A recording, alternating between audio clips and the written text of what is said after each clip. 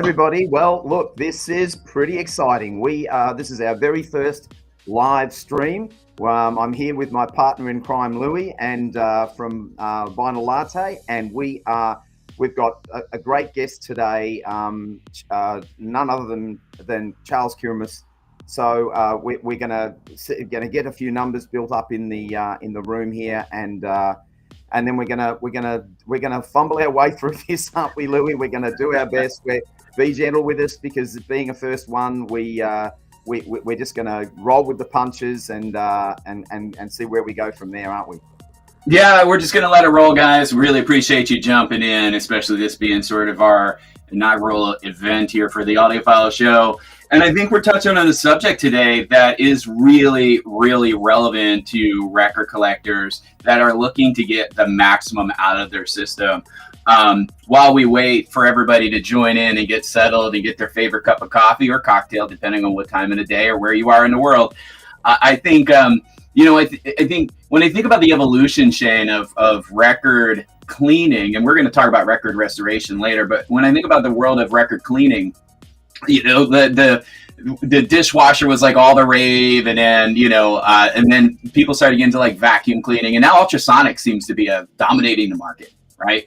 And everybody's curious about ultrasonic when it comes to record care and record maintenance. So I think this is a very relevant topic, and I'm super excited about our guest because everybody, I think, knows him as the man behind the machine.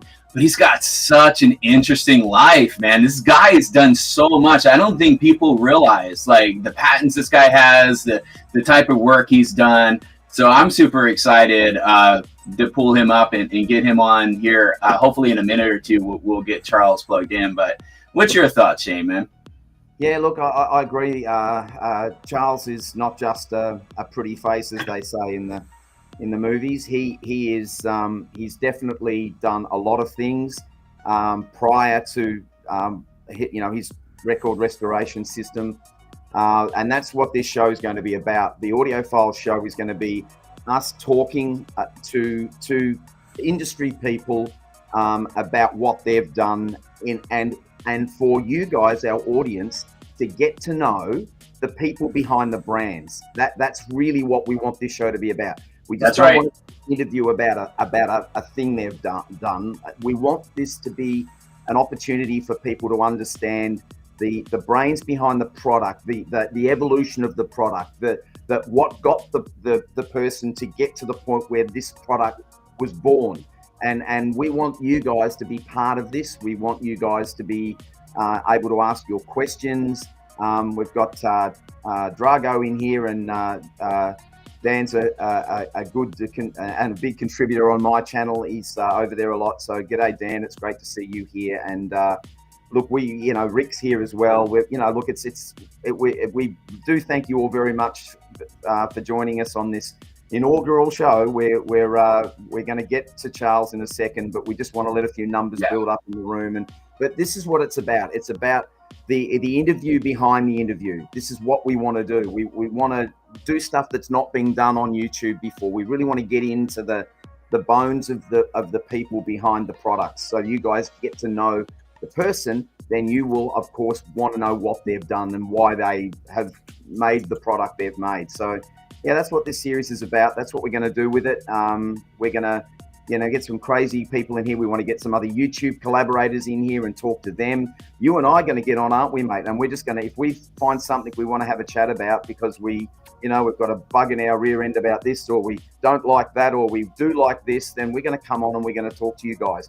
We're going to do it at the same time, and we'll just let you know in our socials on our YouTube channel when we're going to do a show.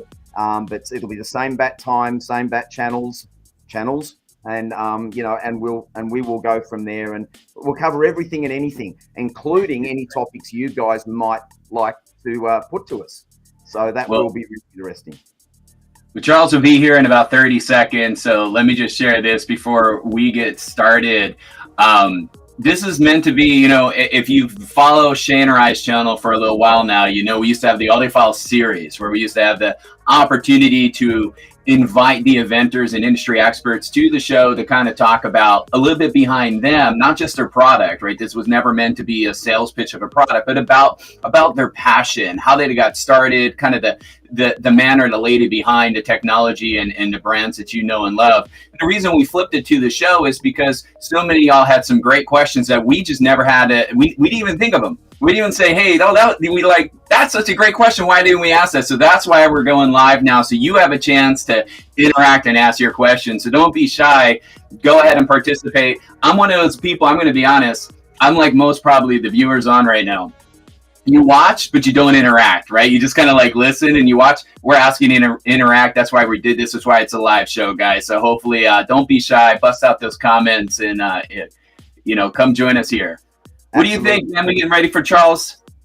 Yeah, I think let's bring the man in the room himself and we'll kick this off. All right, it sounds good. Hopefully Charles is out there. We'll find out here in a moment. There he is.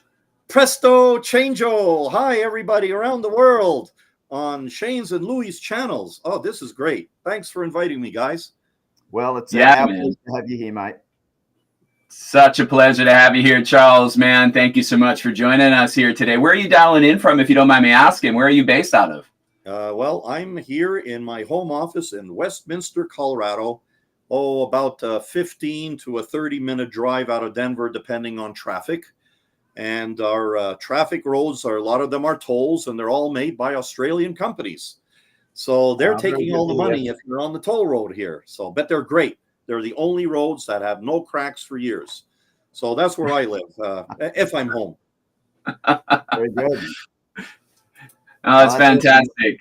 I'll invite, I'll say hello to Steve. Steve the Hard's here, and Steve is another great contributor on my channel as well. And I know he's probably watching Louie's channel now, and hopefully that is the case. Do yourself a favor, mate. Get over there, and if you're not subscribed, because Louie's pretty damn good at what he does. And we've got all kinds of people in the room starting to roll in here. So thank you all very, very much for supporting us on this first live show. We're going to get to questions. We've got a bit of a background. My wife seems to be a bit of a star here. Have you noticed that, Louie? As well. She's already popped in and said hello, and she's at work. So, darling, what are you doing? You should be at work. There you go. Hey, I just want to address this. For the first show, I don't think there's going to be a call-in, guys, but we'll probably end up making that happen in the future. Since this is Shane and I's first live show, we already have enough logistics and stuff going on in the background to try to make this happen. But I can tell you what we can do. If you go ahead and put your comments in the chat, we'll go ahead and pull them up. That's how we can interact today. But great recommendation, Steve. Appreciate that. Yeah, awesome. Well, what do you say? We've got a few questions that we've put together for Charles, Louie, and I'm happy. Do you want to kick the first one off and get in there and let's put this man in the hot seat and let's find out what's underneath his skin and what makes him tick. Yeah, Shane. Well, thank you for passing over the mic. For me, one of the things that I love about these series is really getting behind the person behind the brand. But Charles, what's interesting about you specifically, you kind of are the brand. And you also have a sidekick that I see everywhere. And I have to ask, mate, what is the deal with Sal the Rabbit? I need to know.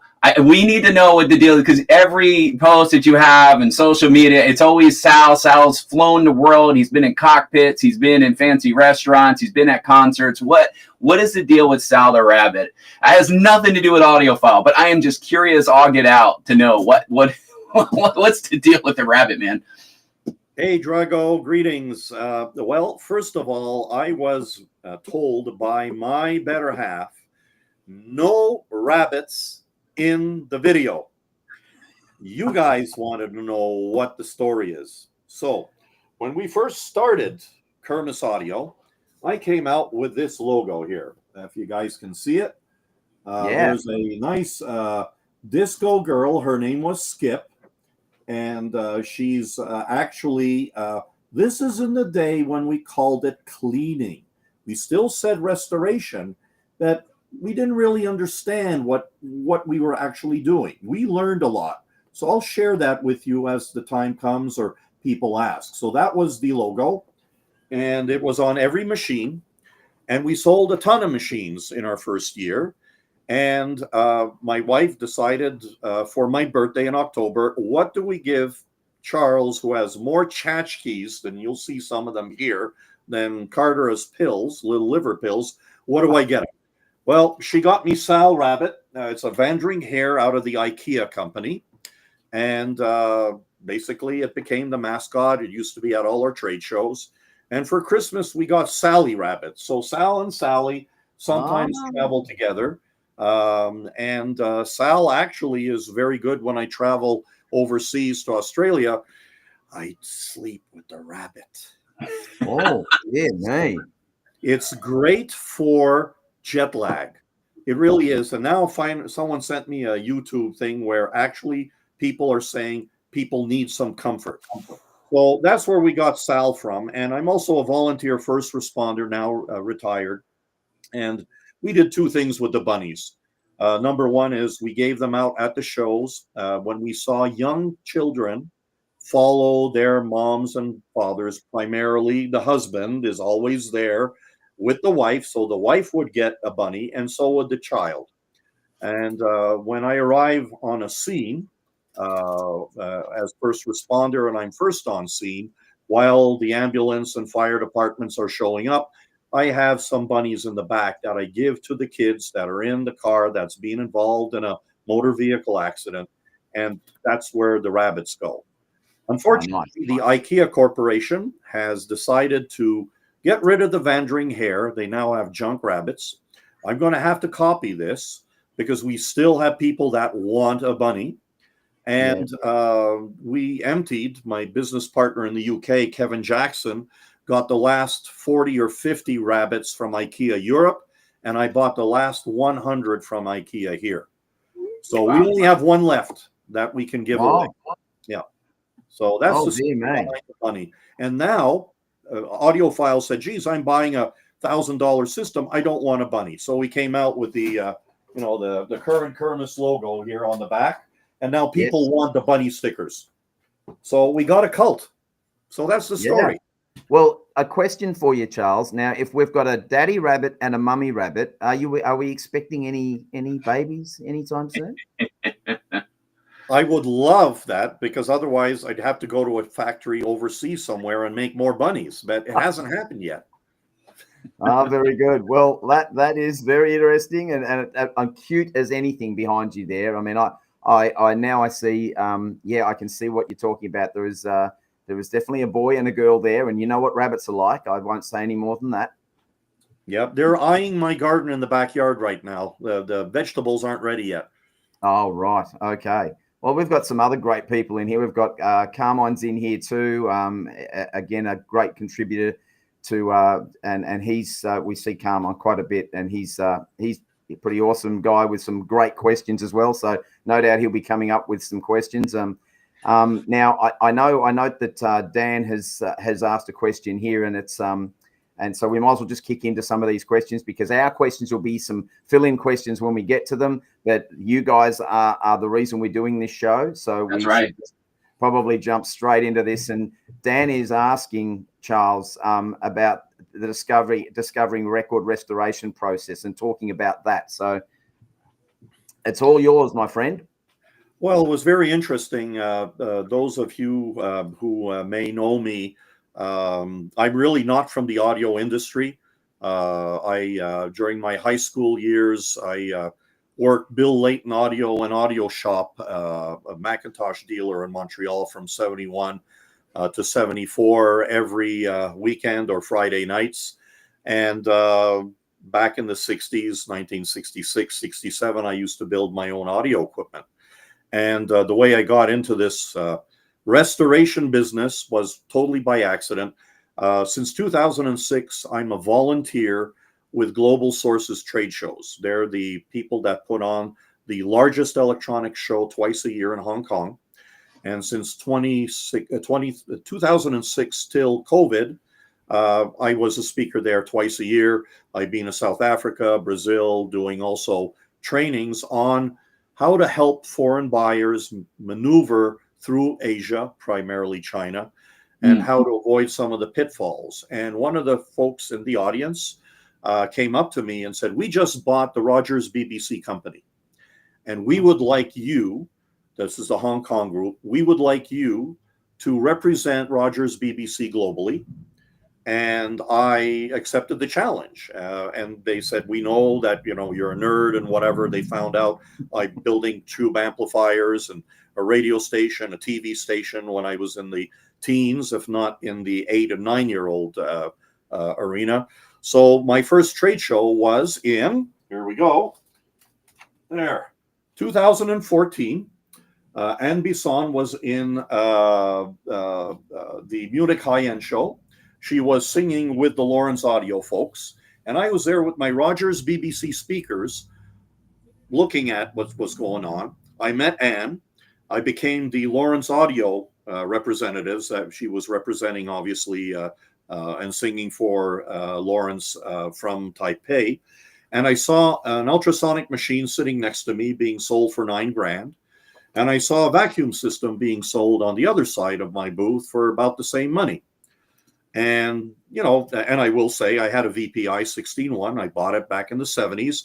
And I said, geez, you know, I use ultrasonics to clean circuit boards. We manufacture homeland security equipment. I invented digital video audio recording in mobile and fixed applications for the surveillance industry back in the 80s, back in 89.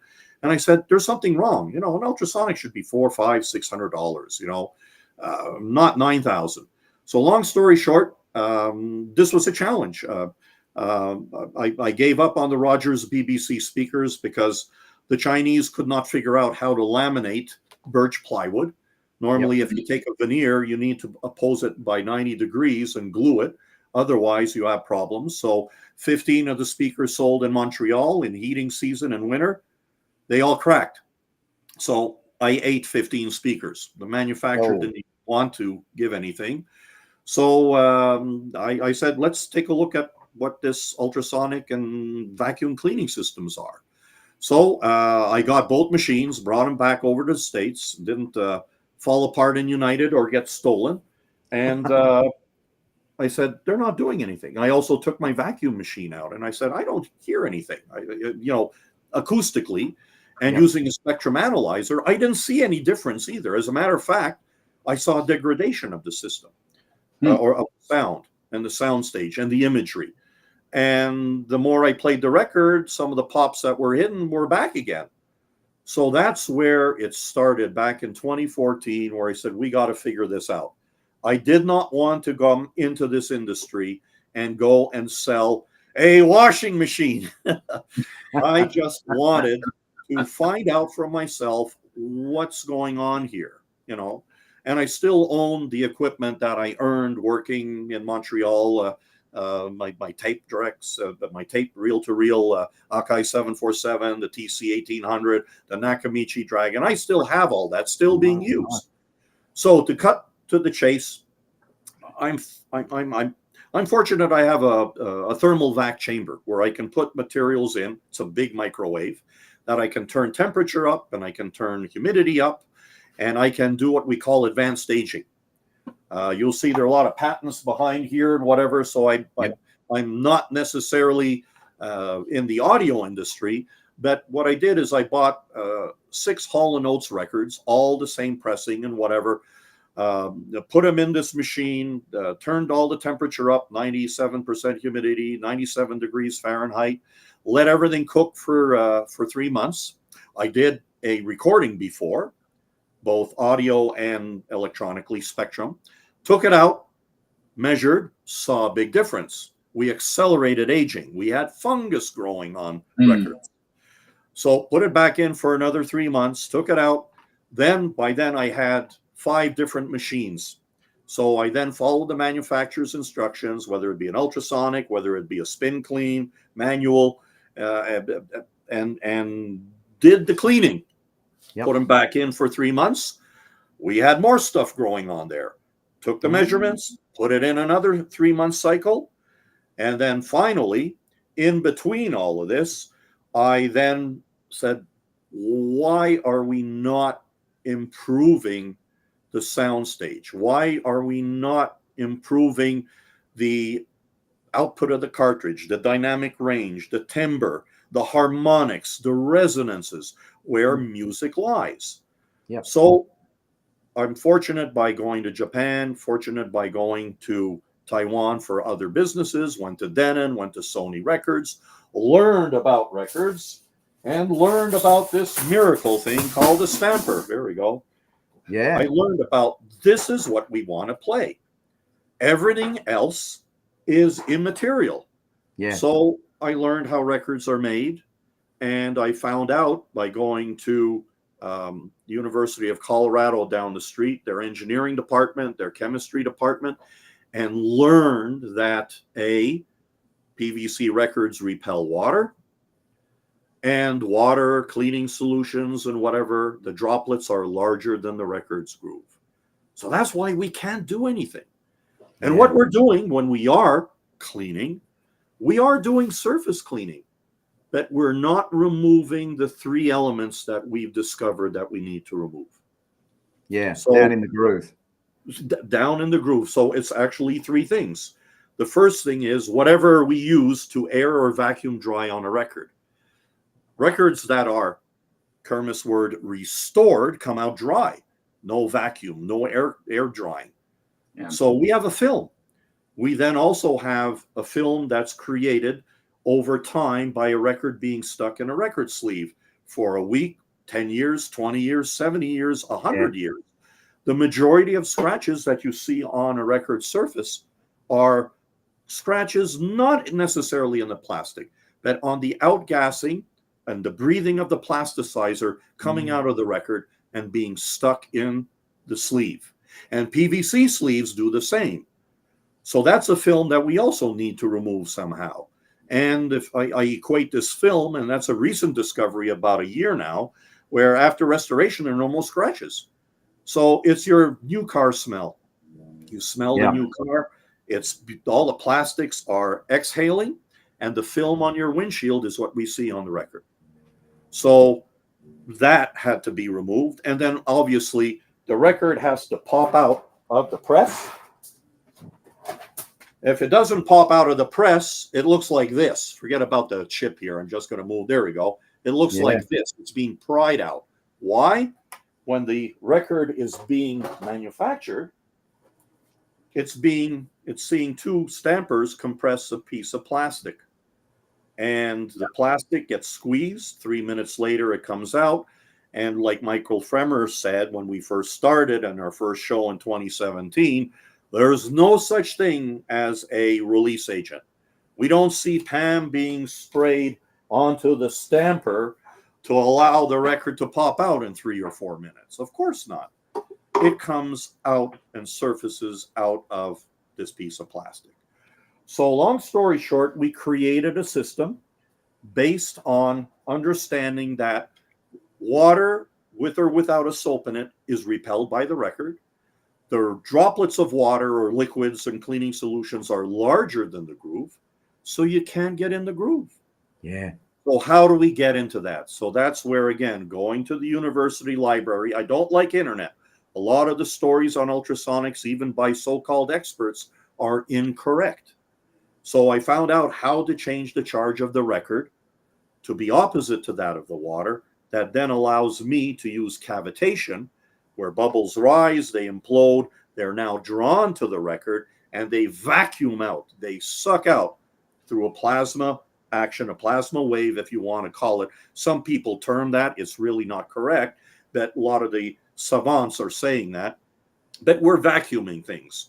And you just can't put a record in a machine and let it sit there for 5 minutes or 3 minutes and a green light says it's ready, we've dried it for you.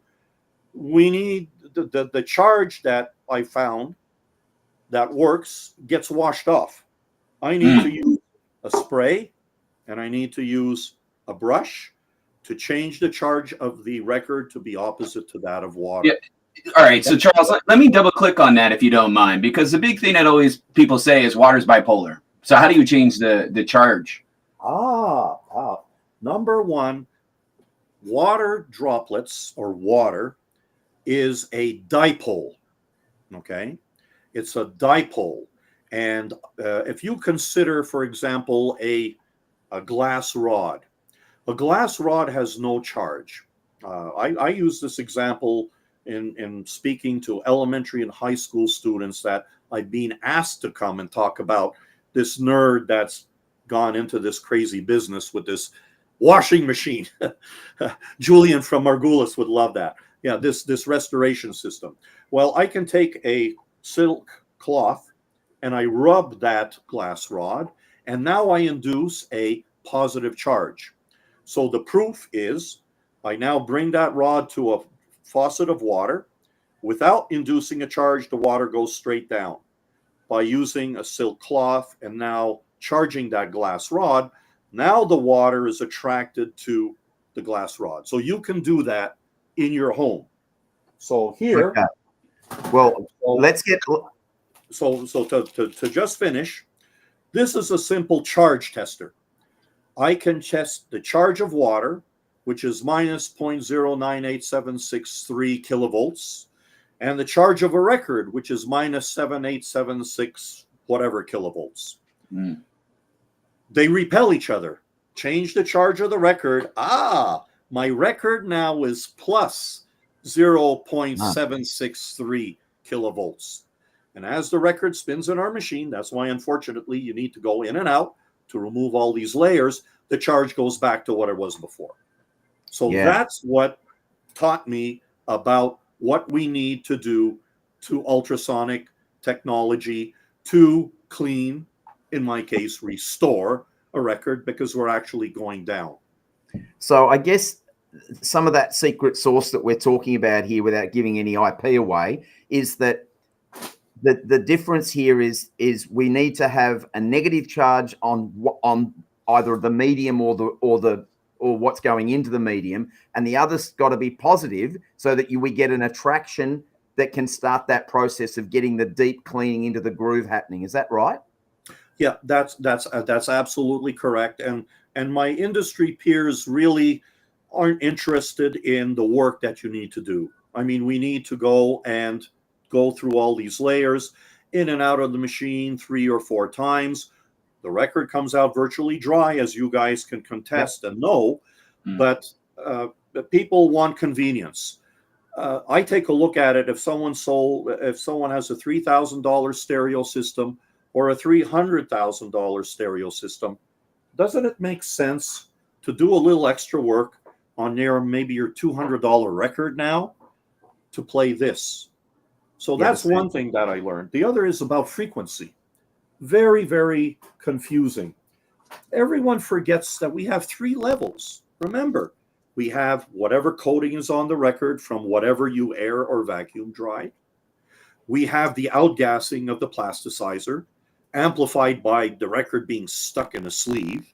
Yeah. Heaven forbid a PVC sleeve outgassing as well. So how do we accomplish removing these materials?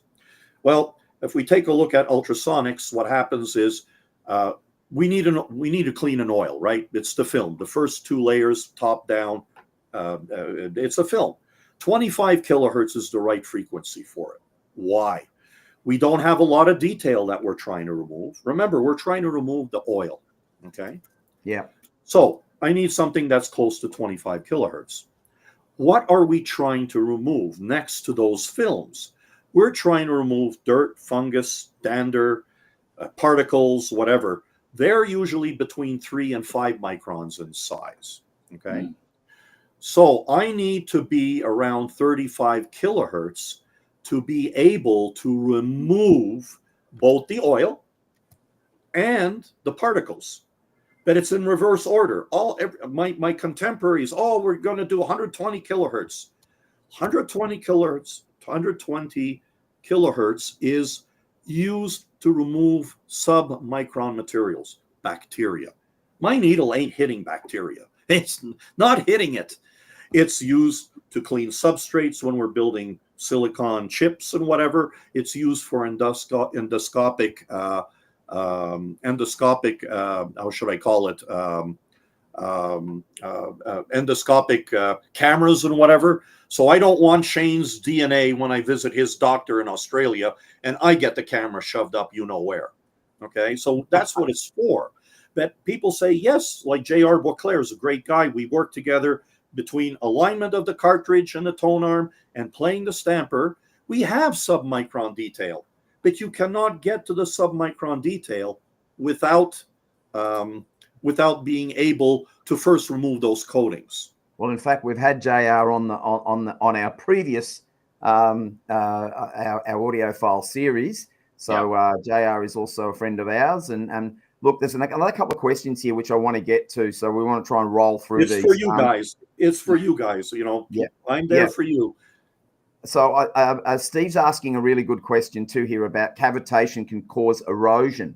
How do we manage this? So is that something we can talk about, Charles? What's your feedback? I love that. Is he a submariner by chance, or a naval officer, or a captain of a master mariner like my father was? We have cavitation that occurs on propellers. Anyone has a boat, a pleasure boat or whatever, you see pits and whatever. We need to understand what we're trying to do. Okay, what we have is basically here. I have here. I got my props, guys. Here's something he prepared earlier. There we go. Here. There we go. So this is what we're dealing with. Okay, this is a tank of water. Okay, and to answer your question, by the way, no, we are not destroying a record using cavitation. There are a couple of caveats to that, which we'll talk about. But this is a tank of any ultrasonic. Underneath, we have, you can call them speakers, they're actually transducers, and they're driven. Just like an audio system, we have 25 kilohertz that I mentioned before, which is cavitation that creates a proper size bubble for me to remove oil. So it's an ultrasonic generator, or it's an audio amplifier. Consider it that. 45 kilohertz, 35 kilohertz, what they do, they create waves, and you have uneven and even waves depending as you go up to the surface of the water in any ultrasonic machine's tank. So we have violent cavitation.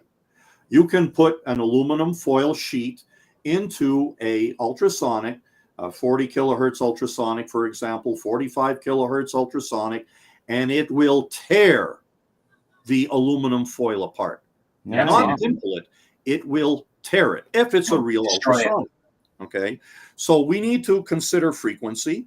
So the higher you go in frequency, the smaller the bubble size, but the more intensity. I'll throw a number out. 35 kilohertz, I'm doing 510 miles an hour. 45 kilohertz, I'm doing 110 miles an hour. Okay. They're actually kilometers per hour. So there is a measurement. Okay. So not only do you need to take a look at the frequency of ultrasonic of what you're trying to clean, but also you need resonance. You need to be able to, if you want, temper the collapsing bubbles. So the layman's way is, here's an aluminum foil record, and you see even cavitation from the edge of the record to the dead wax area. Okay. And to get into that also, we use, to answer your question and move on to the next, Mr. Fremer didn't believe me that a NASA test, I worked on a space shuttle in 1978, and we used 6 foot by 4 foot aluminum sheets to prove cavitation. So this is cavitation meter number 1 that I bought for Mr. Fremer. You see it on some of our educational slides. It's a $9,000-$10,000 device. He said it's a cattle prod, not acceptable. Okay, so that sounds like Fremer. Some Fremer would say, yeah. So we bought a $28,000 cavitation meter. That with its prod. There we go. By the way, this is fun on the floor. I'm glad we don't have a real rabbit running around here. But this is the prod. Live television. This is the prod. And what happens is I can plot X, Y, and Z, X, Y, and Z, the energy in the tank. Yep. So this here proves that, to answer your question, 40 kilohertz or less, safe. Don't ionize your record 40 kilohertz and more, because you're going to tear it apart. Because what you're doing is you're now changing the charge of the record to accept that violent cavitation. We had one manufacturer that had 40 kilohertz machine, and 46 kilohertz machine. It ruined 800 and some odd records. The manufacturer disappeared and is now back with a 26 kilohertz machine. Wrong frequency. So no, you're not going to destroy the record at all. We have thank you, Charles. We do have some more questions coming in. We got one from Steve asking, how many plays can you get from a record before you start to notice degradation in sound quality? Very good. Great question. If you send over to me, I'm on emails, charles@kirmussaudio.com. There are certain people in YouTube that have played records for 1,000 spins using a Crosley ruby red piece of plastic needle, and has not affected the record whatsoever. Not at all. Not at all. The footprint that you have, a record's groove, here we go. Another prop here. There we go. There. A record's groove looks like this. There we go. There. So basically, we're 6 microns on the bottom. Okay, the RIA standard is a U shape. 6 microns on the bottom.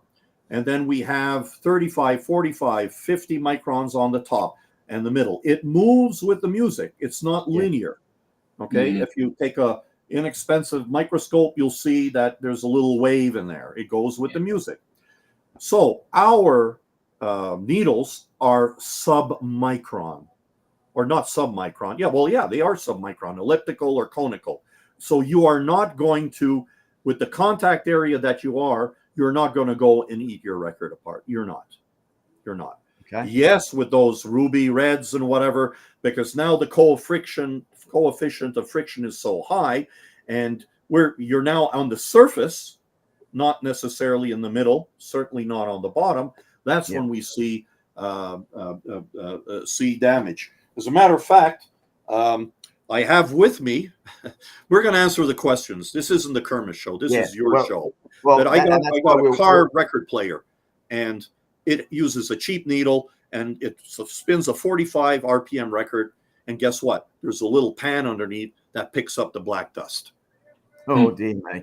That's a snow plow. Look out. Now. It's in my Corvair. I took it out just to show you guys.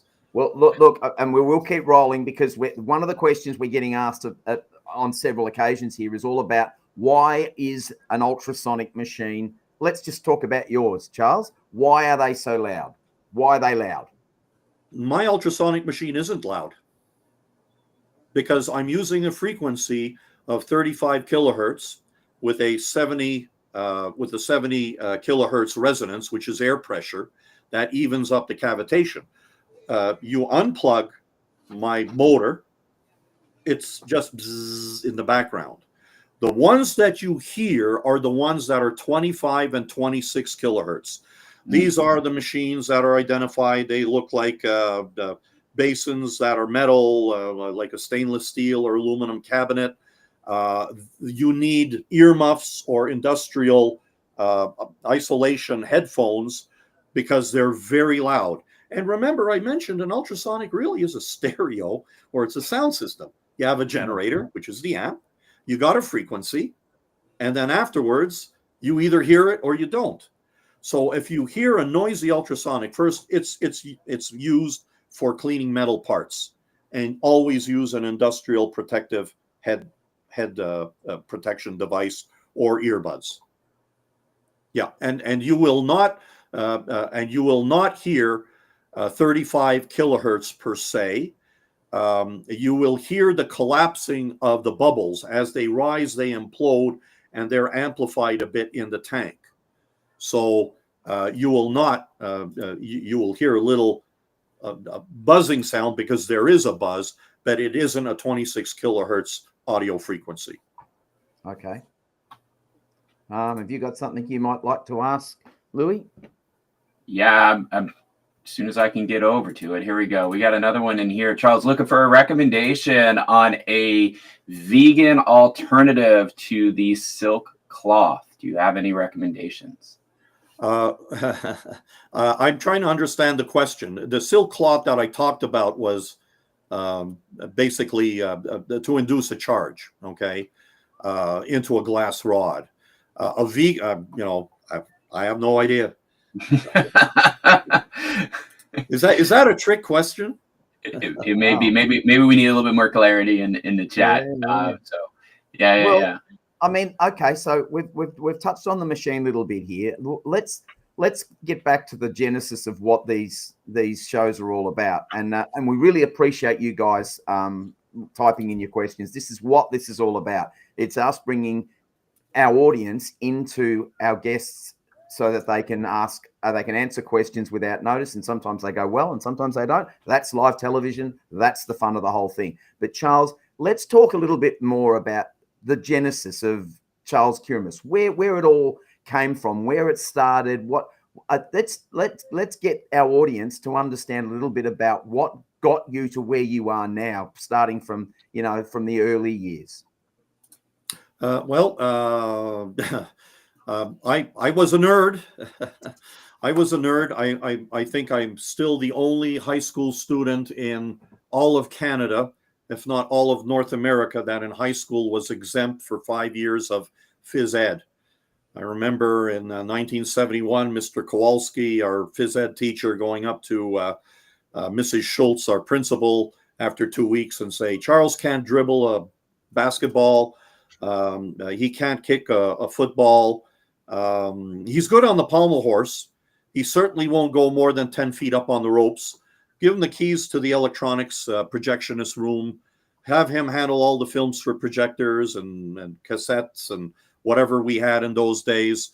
And give him 68% on his high school note. So it was the only mark that I had that was 68. Everything else was 90 plus, if not 99. But I was lucky. In Montreal, we had my classmates were playing football, soccer in America, outside at minus 40 C, which equals minus 40 Fahrenheit, in the snow, in shorts, and I had an office with a couch and a coffee maker and a tea boiler. So, but going back, being the nerd, I started building tube amplifiers back in 1965-66. So I was barely 10 years old. I built my own speakers. I asked my dad at Christmas when I was 8, 9 years old, get me a drill. I still have the Black & Decker drill. The next year, give me a jigsaw. I got a jigsaw. Next year, we were very first generation Canadian. My parents came from Latvia. We didn't have much. I never had anything that I did not get. We didn't go to restaurants except the Woolworths cafeteria once a month. No movie theaters, no baseball, hockey games, whatever. A $30 tool or $15 tool. So I started building things. And in high school, built an illegal radio station, illegal television station. I got in trouble in college making double-sided electrical cords. So when we pulled the fire alarm and the fire alarm goes off on the 5th bell, every floor during exam period, we put the 2 male plugs across the aisle, cross list them, and blow all the breakers on all the floors. So nerds rule. As a matter of fact, I became CEO of Garda Technology, and 12 years later, what happened was all of a sudden, a phone call comes in, and it's the sergeant from my college, and they're asking for me. And I say, oh, very good. They want a security survey. So I went back to Vanier College in Montreal, like 15 years later. Captain Vio was there. Sergeant Breton were still there, the security guards. And they said, Charles, we want you to do a security survey. Well, I had my first beer in 1977 with my friend Alain. He's watching tonight, in a boîte à chansons, French Canadians, let's sing and dance in downtown Montreal. So now he's able to drink a beer 12 years later. So we went across to the tavern, and I said, well, why do you choose me for your security company or a survey? We know everything that you did, making hydrogen, blowing it up in the student mall, your shenanigans with the electric. Who else better to protect you? So that became an interesting sales tool. So moving along, here. My wife calls this the museum here. Here there's an interesting shortwave radio here. You asked about me. This was 1966. I had that in my house. As a matter of fact, here's a picture in 1972 with that same radio set. Wow, nice hairdo. Nice hairdo. So I was a shortwave listener through elementary school and building audio equipment, and then obviously then that led to ham radio. So all my ham radio equipment is still here from 1967, wow. 70, all there, all Yaesu, all vintage. We did some work for GPS products for ICOM, so I have one of the top of line ICOM radios there. Awesome. But this is the museum. I got a lot of stuff, and I met a lot of people in my career. And the fun part was working on the space shuttle in 1978. So I was 22 years old, and that's where I learned about ultrasonic cleaning, which has come to haunt me now in my professional career here, selling the Kirmuss machine since 2017, because Fremer said there's no such thing as aluminum foil tests. So in Canada, we did the Canadian Space Arm, the Canadarm, and I was a test integration technician there. And here we go. This is a picture of Kirmuss. There we go, in 1978, in front of the Anik E satellite. Wow. There we go. Nice mustache. And this was actually a Polaroid. We weren't allowed to take cameras in. We used Polaroids with oscilloscopes. So I stole the engineering Polaroid and took a picture, and it's still here. Fantastic. So that's kind of getting involved in hobbies. And in those days, Shane and Louie, we had Radio Shack, we had Heathkit. Yeah. My son's the best gift I ever got from my son was Christmas, maybe 5 years ago. A green T-shirt, military, says "nerd." That's for me, and "son of nerd" for my son. So anything I did, all these patents up here, it's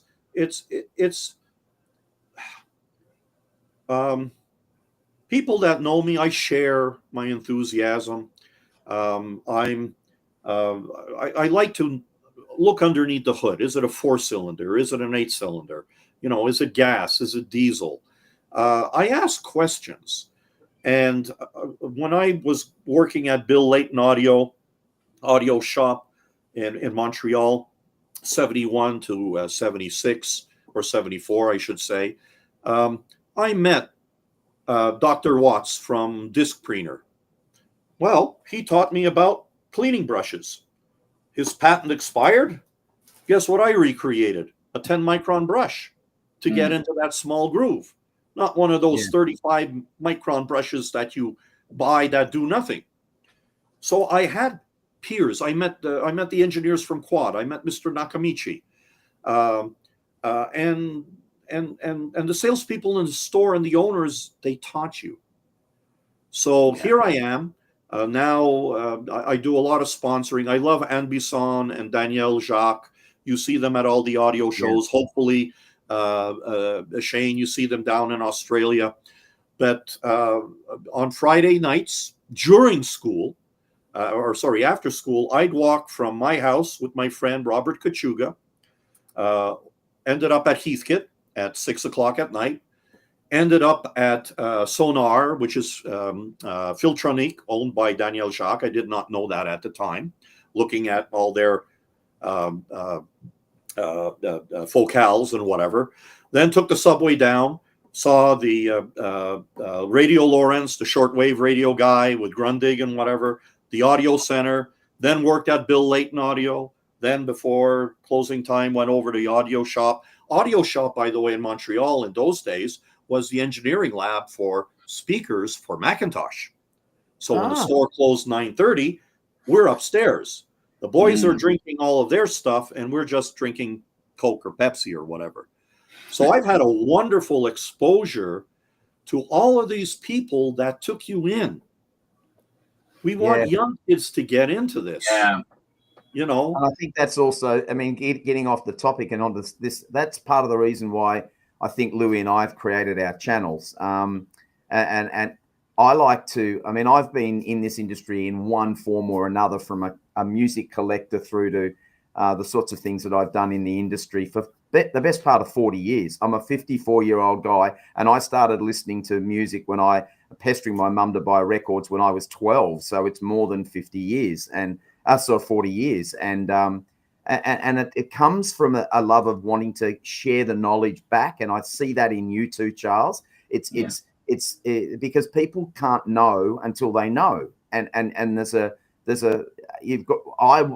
like to think that what I try to do is get that knowledge out to people, to educate them so they don't make the mistakes that a lot of us have made, getting to where we've got to. And if we can do that, if I can do that, I guess the older you get, the more I like to give back to the industry as opposed to taking from it. And that's what's been important for me. I know Louis the same. So important. Yeah, Shane, I want to build right off what you said, because it's so important, because there's so much great knowledge out there right now inside of this world. But a lot of it is, I mean, I'm just going to come out and say it. I'm sorry if it offends anybody, but a lot of the generation is becoming a lot older. They're going towards retirement and everything. And there's so much wealth of information and a hungry new audience coming into this, right? There's been a reason it's vinyl out there, right? We keep hearing about vinyl revival and a resurgence, but actually audiophile stuff, there's a resurgence for that. And people are now getting into really nice home theater systems, really nice 2-channel audio systems, getting into nice DACs. It's not just of records. I know we're talking about record restoration here today, but there's so many new folks that are passionate about this hobby. We definitely need that knowledge transfer.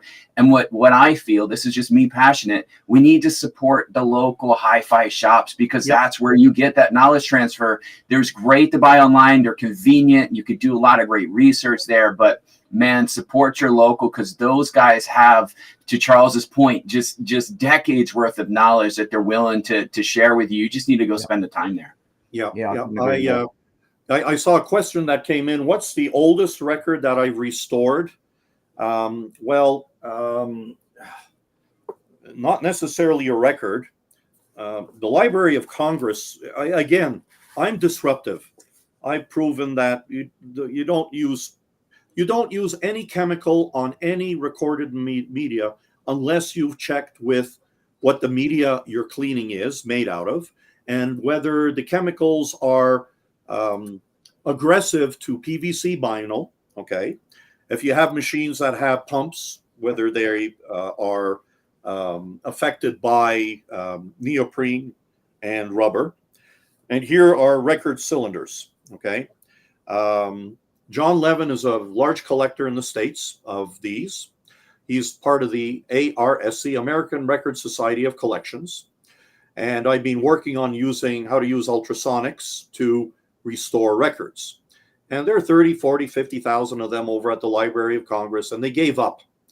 Because what they were doing is, here, if you take a look at, this is a pretty clean one, but you do not see the grooves. They were playing the cylinder with 30, 40 grams and cracking them. So they gave up. And these have chants of Indians recorded with the Edison horn by vibrating the needle and then creating the sound vibrations on the cylinder.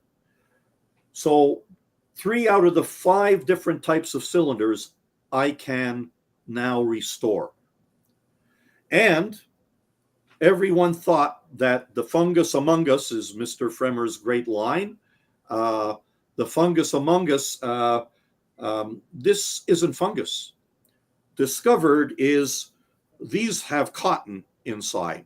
These have cotton. There we go. There. These have cotton inside. Obviously, someone put tissue in here. These have cotton that were glued into this cardboard can. Just like a record outgasses. What happens when you have a cylinder in here for 150 years? It coats your cylinder. It is not fungus eating the cylinder. Yeah, right. So, one of our colleagues from the Radio Club of America, Professor Emeritus Jim Breakall, just sent a little note. And he said, again, what's the oldest that you've done? Well, with the Radio Club of America, we went and visited on our annual banquet to KDKA Radio in Pittsburgh. KDKA is the oldest commercial broadcasting company, celebrating their 100th anniversary when COVID hit. The year prior, we visited their transmitter site. And I, Mr. Walkabout Anywhere, I did a walkabout, guys, in Australia. I know what that is. Very good. I went downstairs in the leaky transmission site and I found 10 or 20,000 of these transcript records. Okay. Right.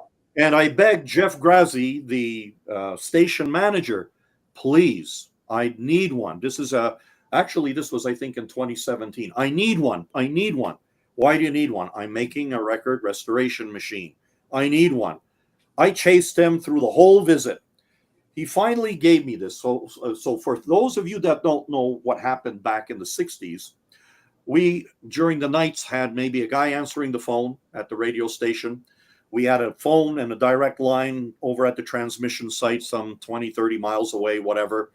And they played these records. These records were commentaries that were recorded during the day. So the commentators are all in bed at night. Yeah. Well, if you take a look, there's some nicks on the back. These were using aluminum foil. There we go. Here, there we go. Aluminum foil. Oh, yes. And then coated with lacquer or shellac. And you can only play them 5 times. So by chance, I got this. It says Les Rollins' editorial Unfair to WQED was recorded March 15, 1962. Not very old. It's a historical document by chance. Insured for $200,000 US. Wow. Because this talks about the Griffin Act, where we were going to prohibit the funding of public radio in America. It's a valuable document picked out of these 10 or 20,000 of them. And you'll see it was played on 315 and 316. Yep. So it was played also, obviously, after it was recorded. So there's 3 playbacks. And they weren't made to last long. So the 4th playback was me recording onto cassette tape before the Kirmuss, and then on cassette tape, the after Kirmuss. And the way we showed it at shows back in 2017 was left channel was before, switch to right channel with a 5-second delay. So your mind can see and hear and feel everything. So, so long story short, we donated our first machine to KDKA, and they digitized these. So, so that's not an old record, but here I am, a happy-go-lucky guy, bumping into people that fulfill my life with, not with money, but with this. Now, there was a technical question that came up. Yeah, we got it. We got a bunch of them. We have a lot in the queue, Charles. We've got a lot of questions to get to. So one was, I have the Kirmuss, and at the dead wax area, you know, I have material come out. It's impossible. Let me get my cover here. There we go. So this is the Kirmuss assembly. Okay, I have a slot here, 2 slots, 235 RPM 12-inch slots, a 10-inch slot, and a 7-inch slot. If we take a look at the side, okay, what happens is a record will drop in and then basically sit here, and it is guided by the 2 neoprene rollers that are underneath at the proper height, so the label does not get wet. And if you take a look here, we're talking about dead wax area, okay, which is right here near the edge. Yep. Okay, on this dead wax area, you cannot hit anything. Okay. Yeah. And if you do put in these guides, there's some felt guides that are here at the edge. Yes. Okay, if the fellow has the machine, you need to make sure that the notch is on the left side, not reversed. Yeah. I found that out the hard, well, not the hard way, but I found that out when I was there is no way that you can do anything to the record. No. And we've done gazillion records for, at all the trade shows we ask, bring a record in for restoration, especially bring in a record. Okay, I meant the edges. Yeah, there is no way to do that on the edge unless you have your guide the other way around. Reverse, yeah, check the guide. Yeah, because now your notch is there. But we cannot, and there's something else that we will find. We will find that a lot of the records have strings on them. When records come out of the press, there are two ways records come out of the hot press. One is, if you take a look at some of our materials, YouTubes and whatever, PowerPoints, the Cascadia Pressing Company, when the record before it pops out, it's in a stamper, okay? We need to have the record cool down in a stamper for 2 or 3 minutes. I'll explain why in a moment. But at that factory, a cutter goes around while the record is warm, and it does a nice job. Yeah. You'll never have a splinter or anything appear on the edge. Other factories will take the record out, it popped out hot, they'll put it in another machine, put a clamp down, and then have a cutter go around the edge. Or the cutter is stationary, and then the record now moves around. We will remove that material that has been there just by the process of you going around with the ionizing brush, but it will appear in the machine. And those, if you take a look at that, temperature is very critical. So I'm going to ask you, has anyone thought why we have warped records? Brand new records that you just bought? Because it's 400 degrees outside and they sit outside for 30 seconds when they get delivered and they warp.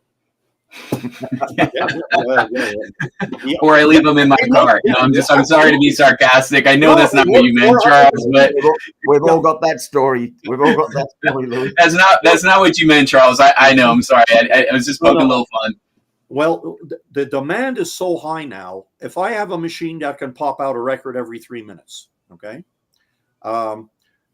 you need at Cascadia, they want the record to pop out at 130 degrees, okay, not higher, at 130 degrees. If I now want to make an extra record an hour, what do? I'll cut that time down. So those records don't get to cool, so they come out warped. They end up in a stack. Okay, here's another prop here. We'll look into the factory here in Cascadia. There we go. There we go. So these records, here, there we go. You see all these records on these white papers? Okay. Yep. Every 3 minutes, a record pops out. If a record popped out, say, in 2 minutes, I'm just using an arbitrary number, the record is warped. So what do the factories do? They put a weight on it. The weight now flattens the record out as the record cools. Plastic has memory position. Yeah, it has memory. Speak to any plastic person. That's why playing records once a day per side is very important and not more. I'll talk about that in a second. But now the record leaves the distributor. It goes to the dealer. The dealer goes to you, to the record reseller. They sell to you. The record's warped again. Why? It has that memory position. So very important where, how should I say it? Very important to think of what we're doing. And if we happen to have used aggressive cleaning solutions, and again, this is to everyone. It doesn't matter what manufacturer, whether it's a ultrasonic, whether it's a spin clean, whether it's, do not put anything on your record to clean it until you read the ingredients, and then compare the ingredients with the PVC and plasticizer chemical compatibility chart. Yeah. If there are no ingredients, ask the manufacturer for the material safety data sheet. And good luck getting that. Liquids, FedEx, UPS, they know my liquids on file. So as a retired first responder up here, if there's a tragedy, the trucks are overturned, there's a fire, we know how to handle that chemical spill or that fire. Yeah. The same thing, some of those are detrimental to plastic and PVC. And some are detrimental, as I've proven and helped a couple of manufacturers where they couldn't understand why their pumps and their O-rings were failing. Their liquid, in fact, was not neoprene and rubber friendly. So I've helped people in this industry. It's not all about Kirmuss. It's about being honest. And if you know something, you share it. Yeah. So if you use an aggressive cleaning solution, which, like we said, it can't get in the groove. So all you're doing, you're swishing stuff around. The needle temperature is very, very high, okay, at the contact point. So the groove will change a bit. You want the groove to come back to its rest position. And some of these chemicals are aggressive. So that's why I play 1 record per day per side. Oh, maybe I'll do 2 or 3. But, because it takes 20 minutes or whatever to get through. But a lot of people just play 1 track. And that's why when you buy a used record and track 3 is gray, because hey, it's Donna Summers, man. Push, in the push. Yeah. Then we play it over and over and over again. And guess what I did? Radio Shack had a fluid. Lafayette Electronics had a fluid. Thorns had a spray. I used everything trying to get rid of the pop. And guess what? The pop got back because I coated the record with whatever I was using, whether it be mechanical or machine or whatever. But the needle did the cleaning again because it was fighting through those 2 layers and then hitting the pressing oil, the cooled oil. So we have let's put some questions up, Charles, and possibly you can address them. And we'll move along because we want to try and get to all these questions. So if we can, we love hearing your insight. We absolutely do. I'm sure everyone would say that, but getting through some of these so our audience, who we want to put first in this whole equation, can get these questions to you and have them addressed by you. Yep. Okay.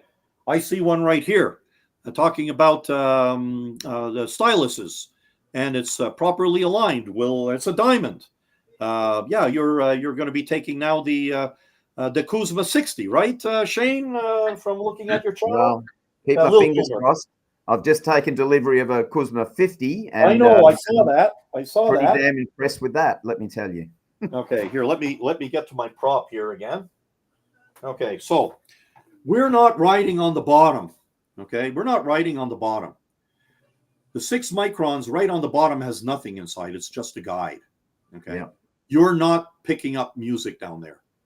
Doesn't matter whether we elliptical, conical, stylus, we are not doing anything. Whether it's diamond, sapphire, ruby, plastic, yes, because the coefficient of friction and the size is basically the size of the groove. Okay, or in the micron range, not in the submicron range. So you're not going to go and do anything to that. And again, send me an email, and there are a lot of people that have done this. And the way that I measure things is I use a spectrum analyzer. Okay, there we go. More props. Louis has one. You'll see it jumping on Shane's channel and whatever. On the Audiophile test printout, it shows me the frequency response ranges and the dB gains and whatever.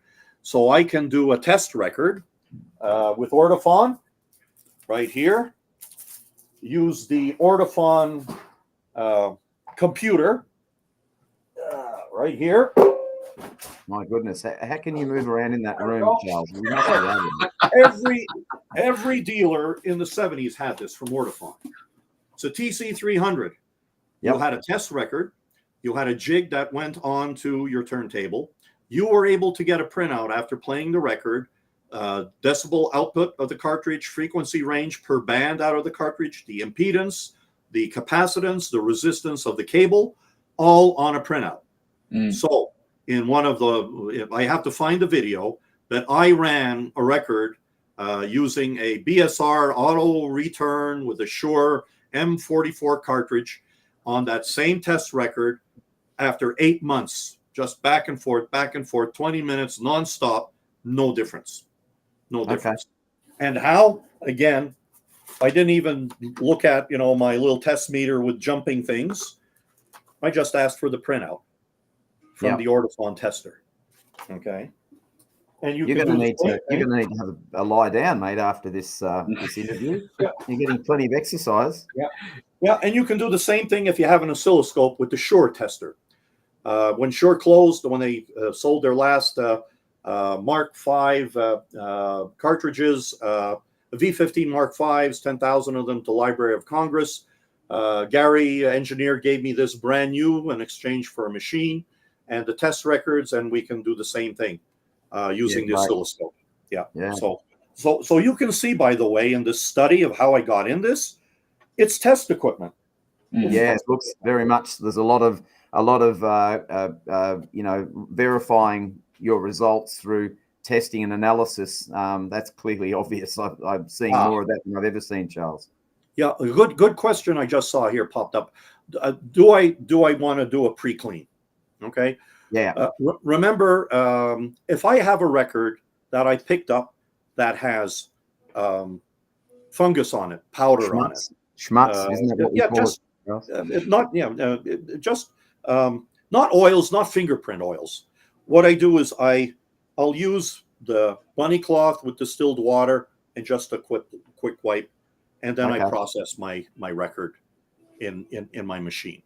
Beautiful. That's the way that I do it. And really, folks, I love spin clean.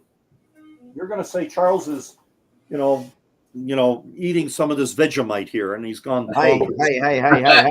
Okay. Don't you be knocking my Vegemite, mate. Well, at least mine's been used. Yeah, mine's fresh. There's a challenge coming. It's the elixir of life for an Australian. There we go. So just to share something, what are we trying to do? We're trying to keep our stylus clean, okay?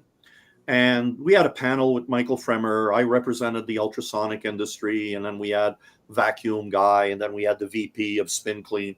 And I think he fell out of his chair when at the end I say, guys, if you don't have $1,300 US or $1,500 US for a Kirmuss restoration machine, or you don't have the time. Someone asked, how do we restore? So I will answer that, but this is more answering questions of what can we do in the interim, okay?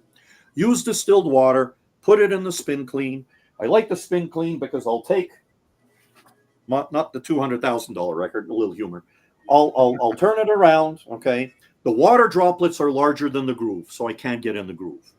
So what I do is I will take a 10 micron Kirmuss brush that I will then brush this around, and basically I'm moving, just the distilled water, moving it around. I'll take the bunny cloth, I'll remove it. Then I'll take a 10 micron fiber brush I resurrected from Dr. Watts, the disc preener, and polish the groove. That is as best as you're going to get. We still have not removed the pressing oil or the release agent. We have not removed the dust particles that got fused into the record, and we'll talk about why we hear records that have pops that are new. And we have not removed necessarily the outgassing of the plasticizer, but we have removed some of the prior cleaning agents because you've done a mechanical. Some of the spin cleans in the old days used to have a little tong with foam. I love it. Don't use the chemical. Why I say that? Still to this day, no one has told Mr. Fremer or the audience in that Zoom that we did of what's inside. We need to be PVC plasticizer friendly. But I love it. And always then, before you play a record, use a 10 micron brush. And not carbon fiber. People are selling these brushes. This. You see the carbon fibers there? Yep. That's to remove static. All you're doing is swishing dust around. You're not doing anything. You need to have a brush that you will see the brush become white. because it will go in the groove. This is a 10 micron brush that fits into that 6 micron by 30, 40, 45 micron a groove. And you'll have to turn the record by hand using your finger on the label, because this will shut down your turntable because it's making contact with all the films. Yeah.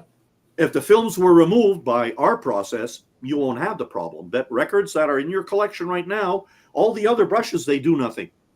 And then just use the lint roller that Louis was using just before to make sure we don't see his dandruff to clean this. Yeah, and then use a wet needle cleaner. The audience. Then use a wet needle cleaner every 4 or 5 plays, from the back of the needle to the front, back of the needle to the front twice.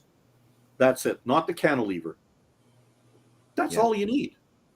And then when you want to restore records, then it's our process. Brilliant. Well, there's another question there. We'll let you deal with them, Charles, and we'll sit back and throw our 2 cents in here and there when we see fit. Okay, number 1 is, how many times can you clean a record with the Kirmuss Restorer? Once the restoration process is complete, you never have to do this in and out of the machine ever again. Yes. Because we removed the 3 layers. Whatever was on the coating that air or vacuum dried, or air dried or spun dried on the record, we've removed the plasticizer. Most of the scratches are on the outgassing of the plasticizer, and the release agent or pressing oil are gone. So a 2-minute cycle, because like you've been seeing me here, hey, Charles, I'm touching the record with my fingers. Boy, he's an idiot. I'll never buy a Kirmuss. He doesn't know how to handle a record. He's on Shane's video going, look at all the schmutz. I know what the end result is. It's going to be removed, okay? But no, in all honesty, the way we do it is, I'll put it into the machine for about 4 minutes. In our manual, I say 5 because I don't know the provenance of the record. We have some records that are totally coated with all sorts of stuff. Yeah. I've not done anything, though, with the ultrasonic. It doesn't matter whether it's a Kirmuss ultrasonic, whether it's XYZ ultrasonic. And, of course, we're assuming that those are real ultrasonics that have cavitation. We don't do anything. Why? The record is negative, and the water, with or without a soap. Nah, don't come and see me. Yeah. So what we do, take the record out. We wobble. Here, let's see. I got to get back to my full screen here. Hello. Wonderful, Charles. How do we get to full screen? Anyways, doesn't matter. You're going to have to read the... here, I'm going to go down this way here. Oh, well, anyways. So we'll figure it out in a bit. That's live television for you. There we go. That's it. That's it. There we go. Got it. So what we do is we apply the spray, 12 o'clock, 4 o'clock, 8 o'clock to the record. We'll use this brush and we'll crunch it. Not like this. We need to crunch it and use some force. Okay? We either have the record on a pad that's on a work table with the bunny cloth, or we have a little support. Okay? I apply it both sides. I'll put the record into the machine for 4 minutes. Don't have to do 5 anymore. It's 4 minutes. As the record spins, the charge is opposite to that of water. Now we're attracting the bubbles. They're rising, they're cavitating, they're being drawn, and we pull materials out. Okay. Take the record out, wobble it, put it on the work area. Then before I do anything, I say, okay, fine. If I have a lot of sheeting, there's a severe coating on there. If I have thousands of droplets of water on there, there's a coating on there. Those are not from the record. They are from aftermarket, someone polishing up the record for sale. We've seen people use protective coatings. We've seen people use, to sell records, and we'll talk about used records in a bit, lighter fluid to dress the record up for sale. No problem. We'll take the water off, put the spray on again, put it in the machine, take the record out, wobble the water, and if I now see a lot of water on there, I remove the excess water with the bunny cloth. I apply the spray 12, 8, and 4, and there's a colorant in this spray. like I said, I can put a record in my machine for 10 years. I won't do anything. I'll do some surface cleaning, but I can't get into what I want, picking up the detail from the stamper. Okay. So there's a colorant in here, and it shows me what came out. So to go further and answer your question, how long do I have to go in and out and in and out of the machine? Some manufacturers say, oh, do it 5 minutes. If you don't like it, do it another 5 minutes. If you don't like it again, do it another 5 minutes. When do you stop? You do not know. A timer doesn't tell you that it's presto, it's ready. The colorant in here will show you what came out in the previous cycle. So we'll see an increase in the colorant, which says, hey, we picked materials out. What did we pick out first? The first layer is what another process left. The second and third layers are the outgassing of the plasticizer. And you'll see, wow, the scratches are gone from the record. We cannot repair plastic, that we will remove the scuff marks in that film caused by the plastic evaporating, outgassing. And then the last cycle will be the pressing oil.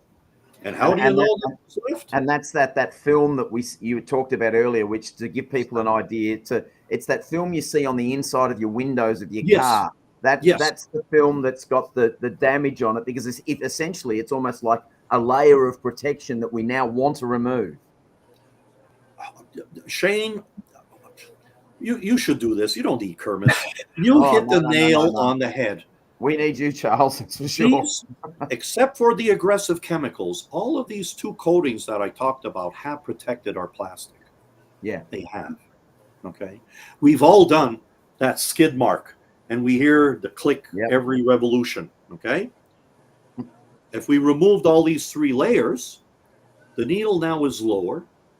I have had the skid on those films. So while visible on the plastic, it's being proven in our work 7 times out of 10, I won't hear that tone arm skid. Because we're down in the pocket. Yes. And that's where the restoration comes in, and not cleaning. Correct. Yeah. Because we've stripped that out. Let's get into some more questions, because we this is for our audience, and so we need to get through these for Charles. I love this question. Look, whether you have a project $500 or $900 Audio-Technica turntable, the new kids have them. They have an Audiophile Red, they got USB out, they have Bluetooth, whatever. Or you have a big, huge washing machine that Fremer has, the Air Force. Okay. What are we trying to do? Okay. If you really want to hear and be in the studio with the artist, listening to everything, you want to play this. Okay. Yeah. You don't want to play through all of those layers that I mentioned, which, by the way, create issues, because now you have to clean your needle every time you play a record. So to answer your question, I can use my machine and put it in for 2 minutes. I have not removed anything except fingerprint oils. The record looks good. But what are we trying to hear? If you take a look at some of the videos that are on many of the YouTube channels of the Kirmuss, there's a great one by a record custodian that was sent to me unsolicited while we were at the LA show a couple of weeks back, where he did a before cleaning spectrum analyzer, not with a $350 deal like this. Okay. He then used a very famous, very expensive, 5-6 times more the price of a Kirmuss machine, ultrasonic machine, did the after. And when I met him by accident, when I was in Mexico City, not knowing what he's going to be doing, he said, "You're full of shit because you don't know what you're doing, and I have the best machine. Your machine is inexpensive." And you'll see the video where he says, in a totally scratched record that's noisy, it works. So to get back to your question, it's laborious. Yeah, but you know what? New records, 18 to 22 records, 18 to 22 minutes. You know when they're finished by No White. The records are dry. And you do 2 LPs at a time. If you buy the 3 LP that's available in Europe, the available in Australia, New Zealand, anything outside of United States, where it's available at Upscale Audio for Kevin Deal, you'll do 3 LPs at a time. So maximum is about 25 minutes, 3 LPs, all simultaneously at the worst case. Now, you don't need a filter. Let's go back to the triboelectric table of charges.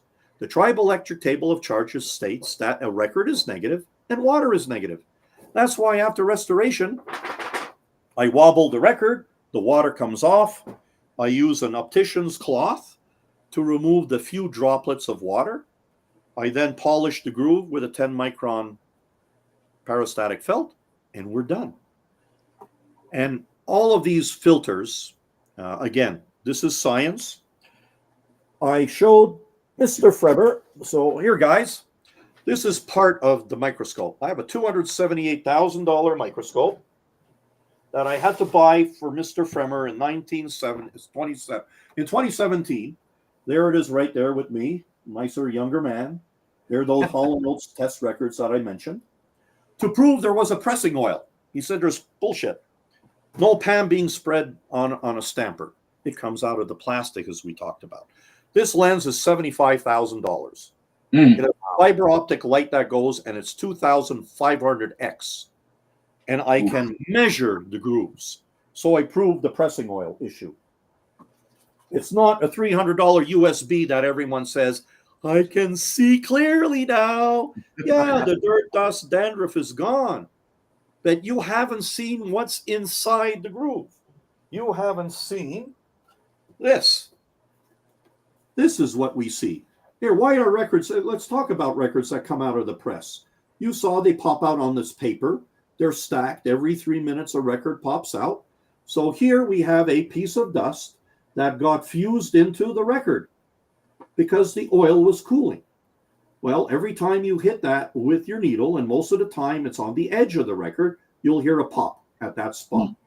So we remove the release agent, the pressing oil. Here we go. We remove 0.9 microns. So this is the Kirmuss VHX 7000. We've gone to 31 microns from 32 microns. And we remove the pop, but look, we now have detail. That's where we have the timbre, the tone, the harmonics, the music, the emotion of the artist. We are now, for the first time, seeing the stamper. That's why we get the game. And that's measured at the same spot on the record, Charles? It's done on, yes, it's done. Well, number one for the pop, yes, it's done on the same spot. And the visual is also on the same spot. Yes. Wow, it's so different between the A and B photos. Yeah. Now, wow, that's crazy. What we now do is we have some pictures we sent over to Mr. Fremer for this very famous protectant that was sold, where after 100 plays you need to reapply it, and we proved it's a coating. And to do it, to get the same spot, because I didn't have dust, I actually nicked the record with a knife and put in a little, white paint, so I can locate the spot. In the pictures that were on Mr. Fremer's site, I didn't get the exact capture. This is back in 2017. Now I'm a little smarter. You have to sometimes destroy a record to get the reference point. But yeah, so to answer your question, no filter needed.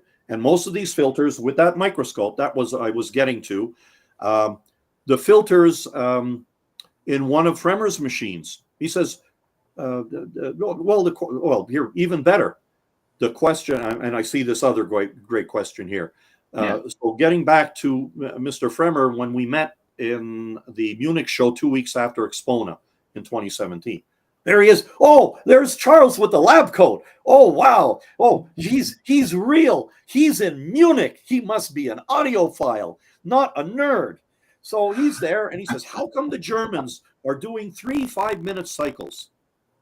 And his records were 9 5-minute cycles. What's going on? Mr. Fremer, due respect, I don't know. He's there with the camera. He goes, buys a couple of German records, 3 5-minute cycles.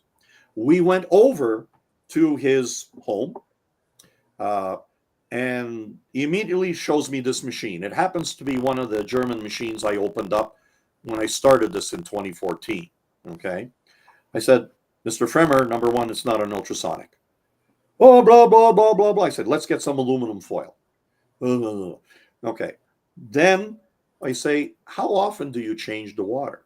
Oh, the manufacturer says every 6 months, get rid of the water and add distilled water, because they had these little floating beads that would go up and down. So add distilled water. So every 6 months.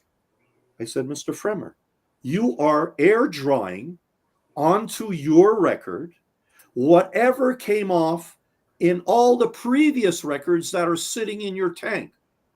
Oh, there's a filter in here, Mr. Fremer. It's $1.99 Ace hardware. The pore size is 200 to 300 microns. Dirt, dust, oil. There's no friggin' way you're going to be filtering anything out. Okay? So that's why when people kind of are upset at me, because I go and buy a bottle of fluorescent 1 micron dust, put them into an ultrasonic machine, put them into whatever machine. Then let's see what comes out. What gets air dried on the record? Wow, I got fluorescent speckles on there. The filter didn't do anything. It did a little. Take a fluorescent light, look in the basin. Hey, man, it's sparkles, sprinklers. You think you're at Dairy Queen. What's going on here? The filters don't do anything. To get a 1 micron filter is $3,000 to $5,000. Ceramic with osmosis and whatever ain't going to happen in our industry. And again, you don't need a filter because the record repels water. So to the question that kind of came in between here, the record it comes out virtually dry. And what was that thing that just was up there? It's about being able to reuse the water, because you have to cycle it out after so many records. Okay. So this sounds like, this is a Kirmuss question. Okay. A real ultrasonic creates heat. Okay. So you need to have an alarm that tells you that you're at around 95, 98 degrees.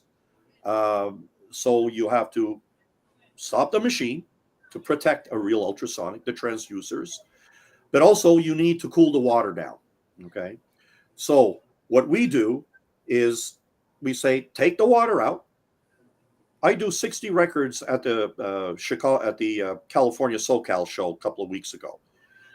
I take the water out, I put it back in the jugs, I put fresh water back in, I do the degas. So also ultrasonics need degassing because we introduce air, which increases the coefficient of friction with kinetic energy, which creates a faster rise of temperature.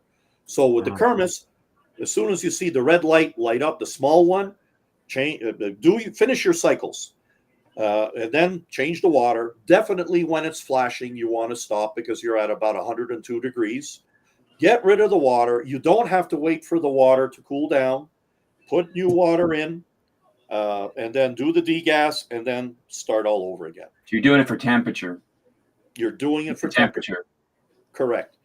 And that's it. But you do not want, if I only did 4 records today, don't keep the water more than 2 days. And not in the tank. You need to put it back into the gallon jugs. Is that because of bacteria? What's the purpose, Charles? Yeah, well, what happens if you keep the water in the tank, we have all sorts of garbage coming off records. We have ethylene oxide that comes off from Turgitol. That's nasty for plastics and rubbers, isn't it? Not only for your record, but for your equipment. We also have ether that gets into the tank because a lot of these cleaning solutions, air or vacuum dried onto the record, that makes the record shiny. We've stripped all that. Okay, now the shininess is from the pure PVC, not an artificial coating. And what happens is we do not want that to get in and glue the gears. That's why in our process, get rid of the water, put it in a jug for next day or so. Put the water back in, add a cap full of 70% IPA. It's not dangerous in 1.78 gallons or 7.1 liters of distilled water. It's to kill the fungus that comes off records. So when you are handling records with anything in a ventilated area, Okay. Let's talk about that again, Charles, because you used 3 letters there. Let's make sure our audience understand what we're adding to the water. Yes. So in our process, we use distilled water. There's a video that is on our website by a chemical engineer that talks about distilled water being the purest water. We have not removed any of the ions through deionization, so my ionizing agent works. And the whole premise is being explained by a chemical engineer for Mr. Fremer. It's on his channel, and Mr. Fremer is going to send it to me so I can share it with everyone on our channel. But we put in 1.4 ounces of 70% IPA to kill live or dormant fungus so we don't get sick. IPA, explain. Yeah, isopropyl alcohol. Some people call it rubbing alcohol, but it's not the one with the colorant in there, green or whatever. That is a little menthol to soothe your body while someone is giving you a professional massage. Okay. Professional, so not to irritate. And that's why 70% alcohol also was used during COVID as disinfectants, whether it had menthol or whatever in there. It was because it evaporates slower than 99 or 91%. Okay, we got more questions here. Okay, enzyme cleaners, and I think there was another question before that. Chaps, we talked about. It popped up about when they run the records through the machine, the water's so dirty. Well, that's all the stuff coming off your records, man. That's what you're removing. If the water is really dirty, it's an example the machine's doing what it's supposed to do. Well, no, not really. The only time you'll see dirty gray water is if we have fungus on the record. There you go. Can I butt in here and make a point, because I have Charles's machine, as does Louis, and I noticed that when I was going through my records, I was seeing all kinds of black little, all kinds of stuff sitting in the bottom. In fact, I took a picture of that, which both Louis and I are about to review Charles's record restoration system. So stay tuned for that on both of our channels, because we will have that coming up soon. But I have taken a photo of the amount of schmutz, as we call it, Charles, sitting in the bottom of that bath. And I mean, look, I've used other machines as well, but I just don't see that kind of stuff sitting in the bottom of other things. Because they don't do anything. I'm sorry, there's no cavitation. You need to remove all these machines are doing. The record is repelling the soap, or the record is repelling the water. Heaven forbid someone, as this chemical engineer said, is using tap water. 2 of the manufacturers of ultrasonics say use tap water. What's in your friggin' tap water at home? Yeah. It's as bad as you going to your car wash and they're air drying your car, not using brushes, and your car is as dirty as it was before. Come on, guys. We need some method of mechanics to do something. So in this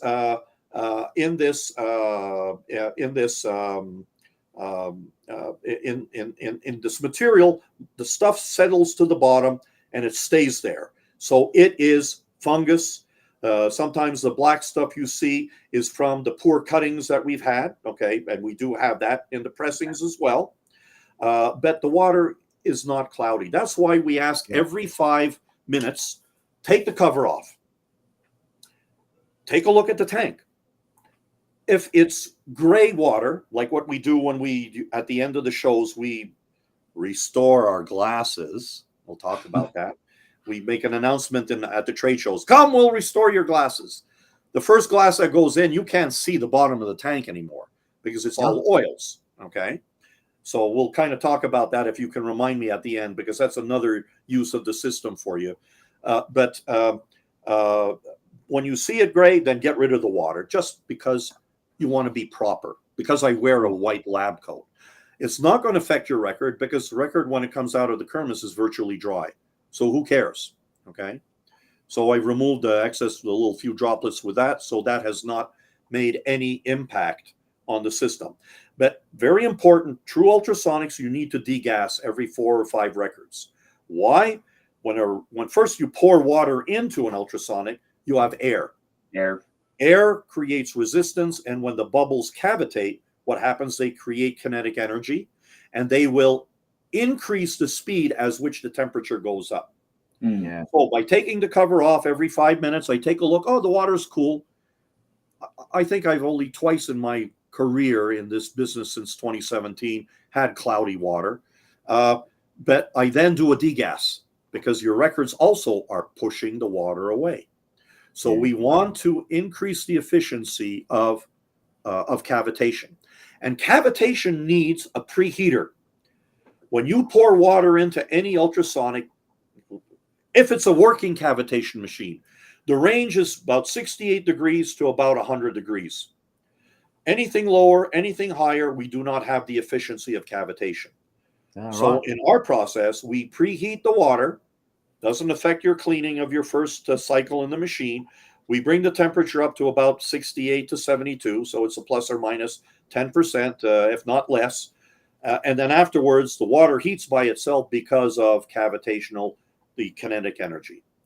So there was an interesting question. Will 120 kilohertz machines destroy records? Okay. Yeah. Can I use them on a record? Okay. I ask you guys in the audience. This isn't Kirmuss speaking. This is, this is Stanley Kiss in high school physics, and Mr. Cook in my chemistry class back to 71 to 74. Remember, we earlier mentioned, for people that have just come in, when we're looking at ultrasonic cleaning, we need to take a look at frequency, and the frequency is based on what we're trying to clean. Okay, and I'm using the word clean. No $20 for the Red Cross over in Australia. Okay, hey Charles, I'm keeping count. Yeah, I know you're keeping count. So 25 kilohertz is great for oils. We do have oils on records, don't we? I'm letting you answer the question. 35 kilohertz creates a bubble size that is adequate to remove dirt, dust, and fungus, which is 3 to 5 microns. It's close enough to remove oils, so that's what we use.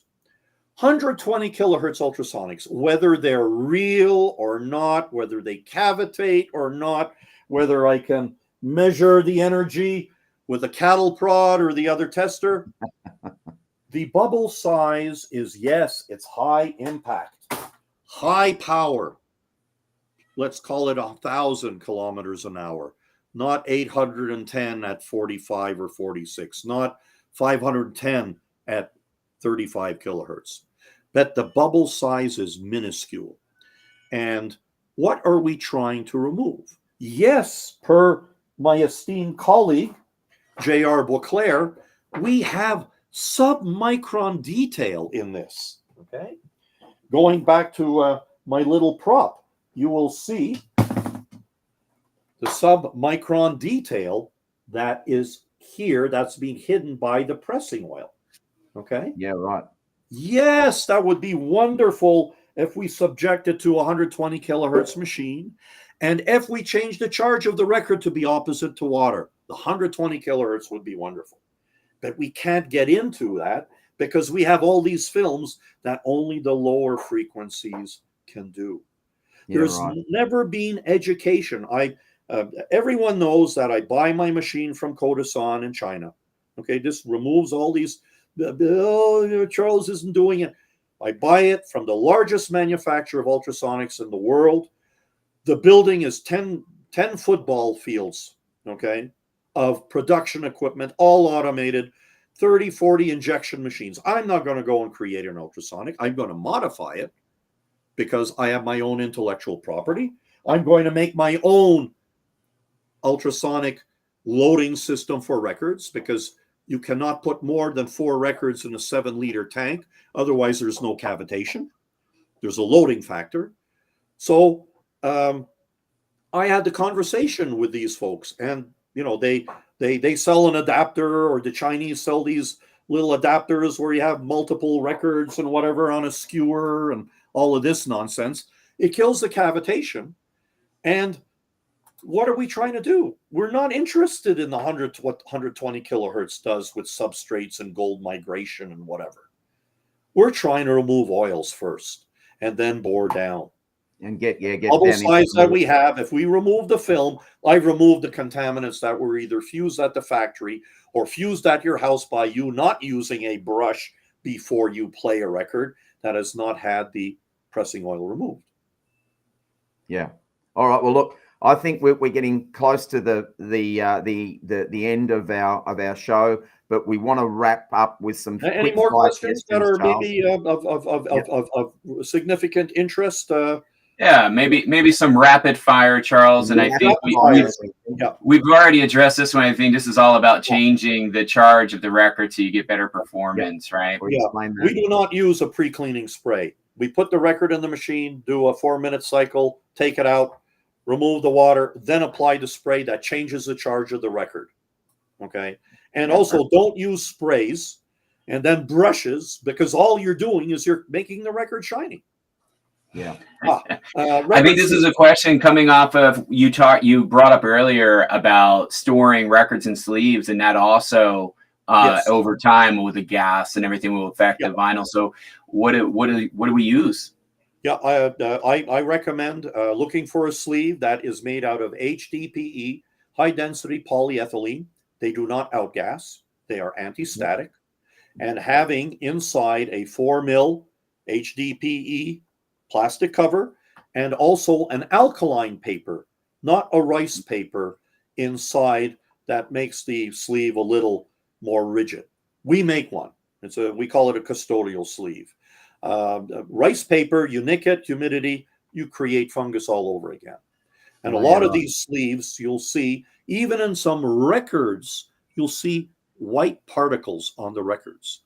That's talcum powder from the record sleeve. A lot of these sleeves are made in China. There's no temperature being controlled in the facilities. The windows are open, and they're using talcum powder to make sure the plastics don't stick, depending on the time of year. Yeah. I've seen that firsthand, Charles, and know exactly what you're talking about. Yeah.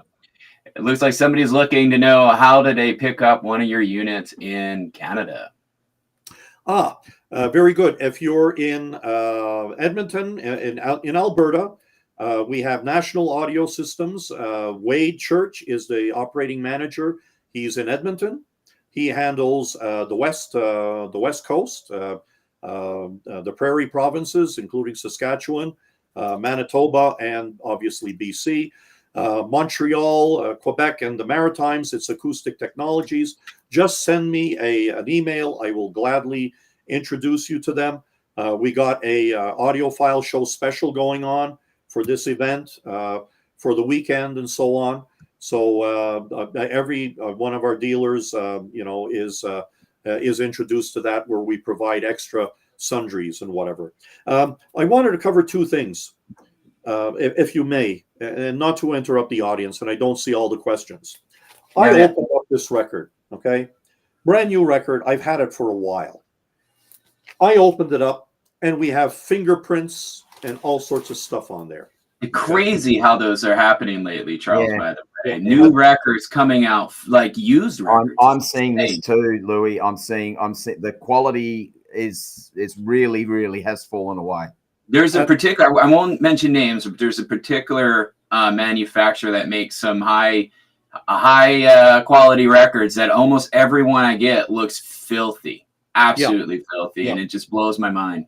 Yeah, we had this, and there's a story for this for you folks that really love music. Okay, we had Bob Grossman. He retired after 40 years being the bassoonist and record custodian for the Philadelphia Orchestra.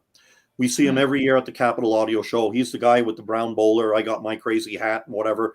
And he brought in a customer that got one of this company's 180-gram, $185 records. We restored it. It was totally scratched. We brought it over to the reseller and said, hey, we need a new record. We got it, opened it up in front of the record reseller. Scratches and fingerprints. Brand new record. Oh, wow. Where did it come from? The same company does not go to our audio shows in the UK when we're there anymore, because we're in the record section. Why? Everyone knows, bring a new record to Kirmuss and he will make it shine in the sense of audio. Okay. Yeah. You will hear the artist. They brew back this record here. After restoration, you'll hear 2 instruments you've never heard before. Okay. And you'll see, obviously, you'll feel it, you'll hear it. Your VU meters will do a lot more. There are a lot of things you don't need test equipment for. Your ears and your soundstage will do it. Best test equipment you'll ever have.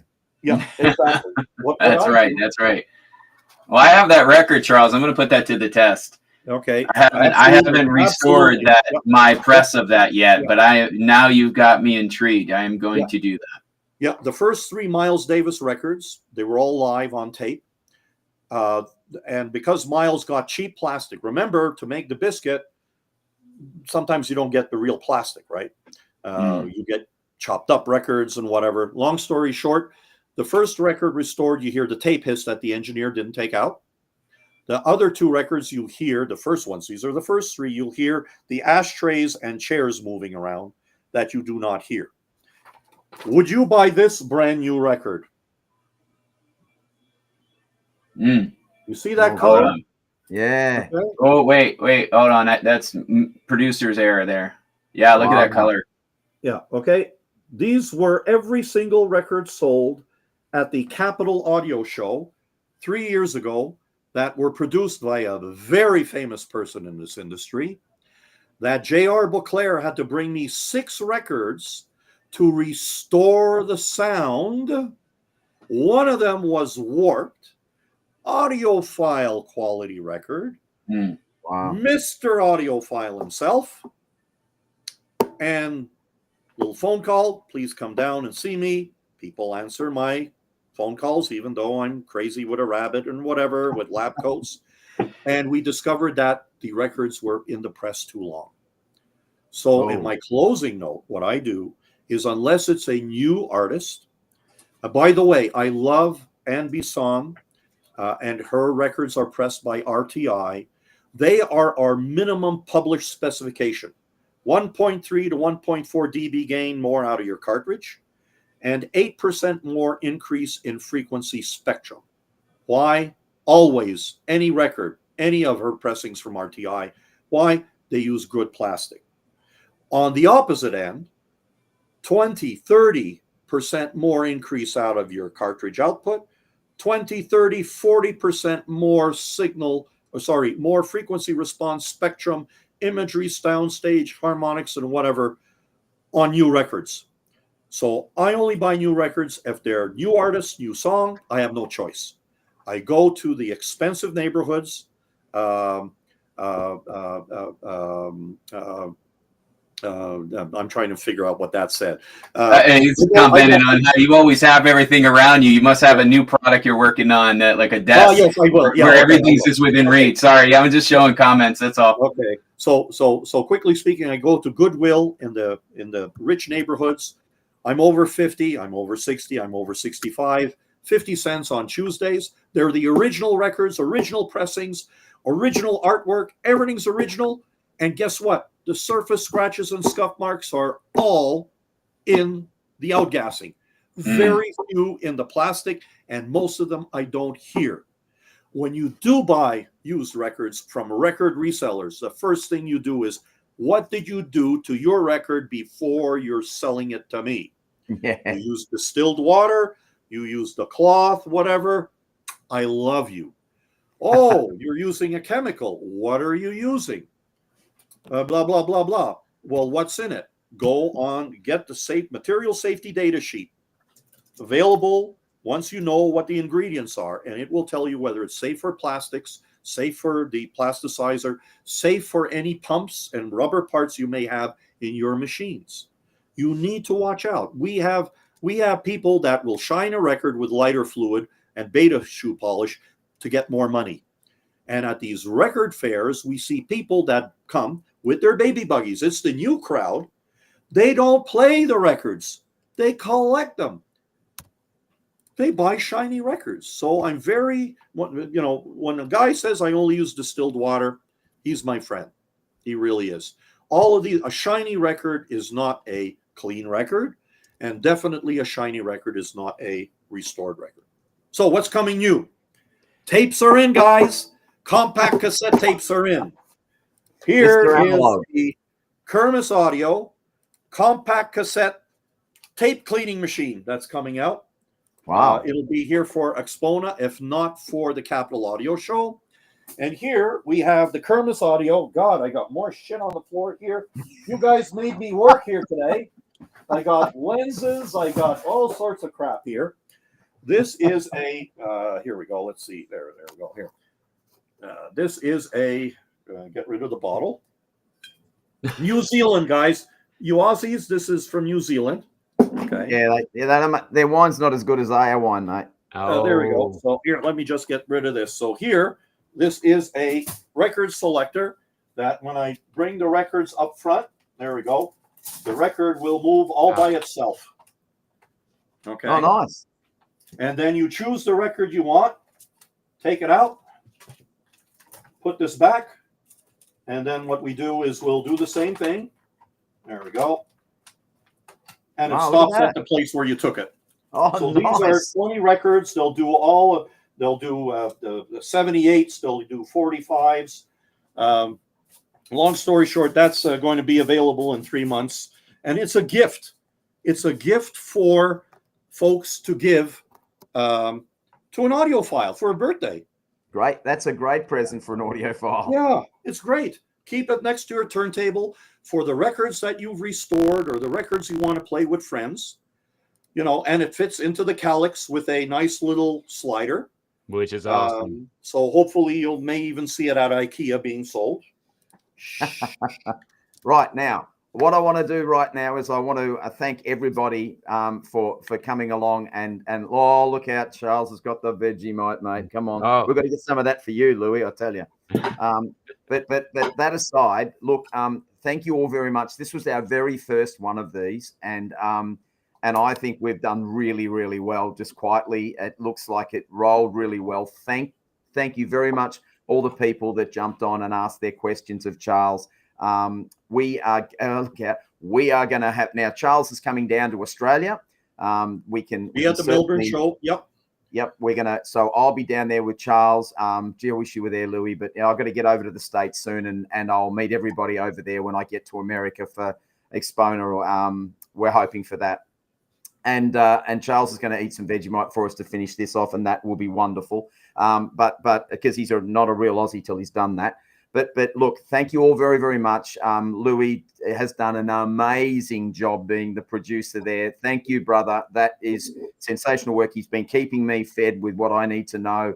He has been the absolute engine. And we are, just to let you all know, we are working with software that we literally downloaded this week. So there's a little bit of a bit of backstory. We are literally, we may look like a duck. We may be calm on top of the water, but we are paddling like crazy underneath. And I think it all went pretty well. I want to thank you, Charles, very, very much for being our inaugural guest here on the Audiophile Show. We're going to be doing a lot of these, everybody. So make sure you keep locking in this time, because we want you, as the Americans say. And that's what we really want to do. We want to get you here. We want you involved in this. Charles has been magnificent. We've learned a lot, Charles, today. I want to thank you from the bottom of both of our hearts for coming on here and sharing your life story, the things that make you tick as a human being, the things that make you real, which is what this show is all about. And then what we end up getting is a product from you that we know works. And I can certainly will be talking about that in my review. I know Louis will be in his, so they are to come. I also have a video, that video that you sent me, Charles, which I will put up on the channel of the Mexico record restoration stuff. We're going to get in there. We're going to do that. I'll show you that on the channel, and maybe Louis can drop that as well on for his audience, and I can get that across to him. So, look, again, thank you all very much. We will see you at the Melbourne StereoNet Melbourne Hi-Fi Show, Charles and I, and hopefully all three of us will be together at Expona next year, where I can meet some of my American family, and we're really looking forward to the time that happens as well. So I've spoken enough. Louis, what would you like to say? I'm just so grateful for the community for supporting us. Thank you for all the wonderful questions. And of course, thank you, Charles, for spending your evening with us. It's a Saturday night for you as well. I'm sure you have lots of things that you could be doing, and you're taking that time to not only spend with Shane and I, but with the entire audio community. So thank you for that, for coming here and kind of giving us a little bit behind the scenes, the man behind the rabbit, if you will. You got me Really, emotional here, guys. really appreciate it, Charles. Thank you. You know, it all starts with a passion for the hobby. We need to get other younger kids involved and whatever. I'm honored and very blessed to have the chance to meet peers. You know, we're a small family business. All of this was by accident, and now, you know, going after tapes and going after things, it's a lunacy. It really is. But you know what? Why not? We need to enjoy what we do. And I apologize if we didn't get to all the questions. Please send me an email. I answer every single email that comes in. I direct people to folks that are there. You know, I like to set the standard, and the standard with everything. You know, if you buy speakers, if you buy cartridges, you buy amplifiers, they all sound a bit different. Okay. I like Julian Margulis from the Margulis Company in Mexico. Louis had the chance to meet him. He's trying to develop machines to allow the industry to really measure what our brains are hearing. And it's the harmonics, the tone, the resonances. That's where music is. You speak to any musician, they will tell you that's what it is. You speak to any sound engineer like Shane, that's where it is. So my attempt is just like JR. Hit the stamper and then hit the stamper properly with your cartridge, your needle, and then use, like what Norm purports at AV Room Services, isolation, whether it be equipment, whether it be room acoustics, those three things. You do not need to buy a $20,000 or $200,000 turntable. Let's get your turntable set up the right way to play the stamper. So that's me. And if I come across, know-it-all, that I had to learn all this through books. And the same thing with ultrasonics. Simple question. How many kelvins or watts per square centimeter is generated? You don't need any of the other stuff that I have here. Just ask, and you'll be surprised. It's thank you, Charles. And I love the spin clean. So we need to taste the Vegemite. Yes. Oh, right. wait. Let me get you on the big screen, Charles. Hold on. There we go. Okay. You know what I'm going to do? Okay. Could you explain, Shane, to all the others that are not Australians, what this is? This is what they make roads out of. This is Australian bitumen, essentially. This is, well, the Chinese and the Japanese like to call this umami because it has a oh, come on, Charles. Now I'm going to do, look at this. Oh my God. Just eat it straight off your finger. If you're an Aussie, you will love this stuff. You know what? Some of this. You'll love it. You know what? Oh, there you go. It ain't bad. There you go. Oh, Charles. Look at that. I'll turn him into an Australian before I'm done with him yet. Oh, this is, I think the rye bread made the difference. There you go. There you go. So look, everybody, thank you so very, very much for being here today. We've had a ball bringing this show to you. We can't wait. We're going to start planning our second one pretty quick, Smart Louis, because this was lots of fun. We want to build our audience. We want to get you guys involved. Again, Charles, from the bottom of our hearts, we are very grateful to you sharing your knowledge around this topic. This is what this show's all about. And I think I can speak for Louis when I say we are both very, very proud to have had you as our very first guest on the Audiophile Show. Vinyl rules, and everyone spin those records. Sit down, turn the lights down, have a nice supper, and enjoy it with friends. Love it. Absolutely. Well said. Thanks, all. We'll Cheers. see you next time.